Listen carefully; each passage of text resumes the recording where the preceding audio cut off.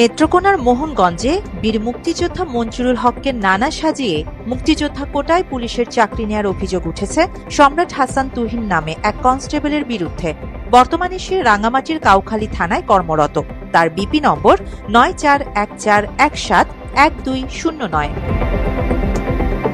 অভিযুক্ত তুহিন সুনামগঞ্জের ধর্মপাশা উপজেলার শেখেরগাঁও গ্রামের মৃত গিয়াসউদ্দিনের ছেলে। এ ঘটনায় তুহিনের স্ত্রী হোসনা বেগম গত 16 সেপ্টেম্বর ময়মনসিংহ দুদক সমন্বিত কার্যালয়ের উপপরিচালক বরাবর লিখিত অভিযোগ করেন। অভিযোগে জানা যায় 2012 সালে হোসনা বেগমের সঙ্গে পারিবারিকভাবে বিয়ে হয় তুহিনের। 2014 সালে পুলিশ কনস্টেবল পদে যোগদানের সময় তুহিন মোহনগঞ্জের শেখুপুর গ্রামের বীর মুক্তিযোদ্ধা মোহাম্মদ মঞ্জুরুল হককে নানা বানিয়ে সুনামগঞ্জে নোটারি পাবলিক দিয়ে হলফনামা তৈরি করে। পরে ভুয়া সেই হলফনামা ব্যবহার করে মুক্তিযোদ্ধা কোটার সুবিধায় পুলিশে চাকরি নেয়। এমনকি জুলাই গণ অভ্যুত্থানের সময় মদন থানায় কর্মরত থাকা অবস্থায় ছাত্র জনতার উপর হামলায় সরাসরি জড়িত থাকায় তাকে রাঙ্গামাটির কাউখালী থানায় বদলি করা হয়। নেত্রকোনা পুলিশ সুপার কার্যালয় সূত্রে জানা গেছে, তুহিন মদন থানায় কর্মরত থাকাকালে 2023 সালের 5 জুলাই থেকে টানা 156 দিন ছুটি ছাড়াই কর্মস্থলে অনুপস্থিত ছিল।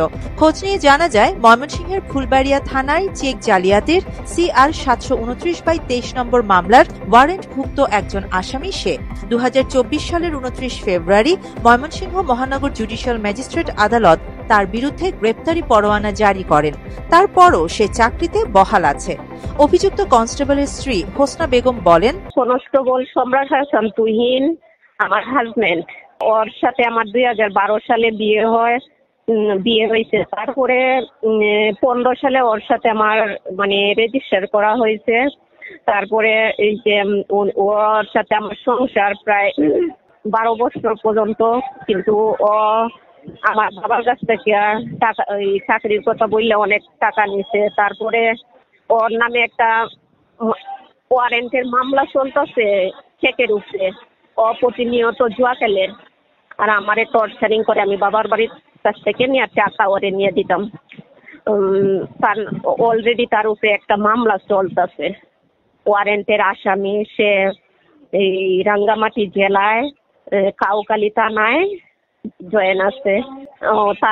তার বিরুদ্ধে আমি জানি যেটা সে চাকরির আগে আমার বাবার কাছ থেকে টাকা নিচ্ছে। আর একজন লোক যার নাম মঞ্জুল হক, পিতা ইসাক আলী, ওনার নাতি দাবি করিয়া সে চাকরিতে মুক্তিযোদ্ধার খুদা এসে করছে। ওনার বাড়ি মোহনগঞ্জ থানা, নেত্রকোনা জেলা, গ্রাম শেখুপুর, আর ইউনিয়ন হচ্ছে পালগাঁও। না, ওনার নাতি না, ওনার 3 মেয়ে 2 ছেলে। ওনার আর আমার হাজবেন্ডের নাম, আমার শাশুড়ির নাম হচ্ছে নুরেজা নামে ওনার কোনো মেয়ে নাই।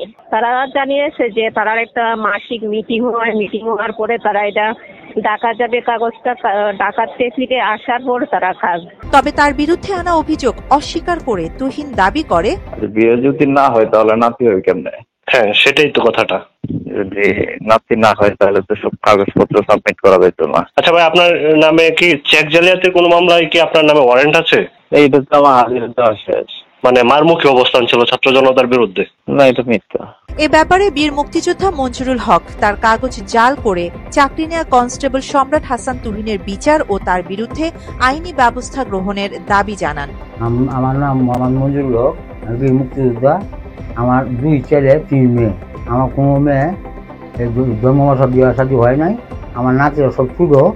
কত বুঝলেন, আমি সাংবাদিক কাছে জানতাম পারলাম আমার সার্টিফিকেট ফটোকপি নিয়ে গোপনে চাকরি নিয়েছে। এটা যদি হয়ে থাকে আমি জানি না, জালিয়াতি বলি হয়ে থাকে যে এটা বিচার থেকে। সেই সাথে ভুয়া মুক্তিযোদ্ধাদের তালিকা তৈরির দাবিও জানিয়েছেন তারা। আরিবা জাহান, বাংলা এডিশন।